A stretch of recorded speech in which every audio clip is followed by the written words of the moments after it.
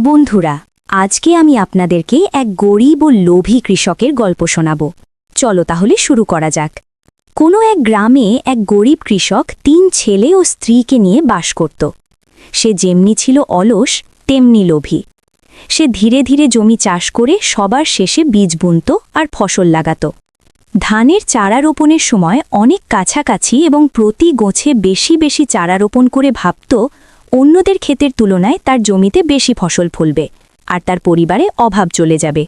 কিন্তু ফসল লাগানোর পর সে কখনো আগাছা পরিষ্কার করত না।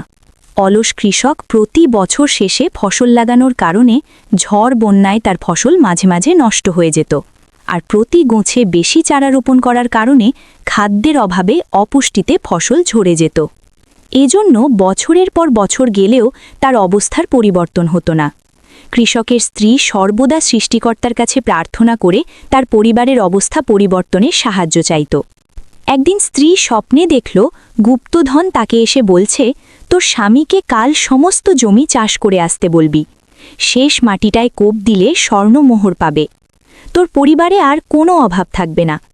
তবে তোর স্বামীকে আগে হতে বলতে পারবি না যে সে আজ গুপ্তধন পেতে যাচ্ছে। ঘুম ভেঙে গেলে কৃষকের স্ত্রী তাকে বুঝিয়ে অনেক অনুরোধ করে বলল, তুমি আজ সম্পূর্ণ জমি চাষ করে ফিরবে। কৃষক রাজি হল, কিন্তু কাজ করতে করতে যখন কাজ শেষের দিকে তখন কষ্টে তার স্ত্রীকে অনেক গালিগালাজ করতে করতে কাজ শেষ না করেই বাড়ি ফিরে আসে। স্ত্রী সব কিছু জেনে খুব দুঃখ পেল,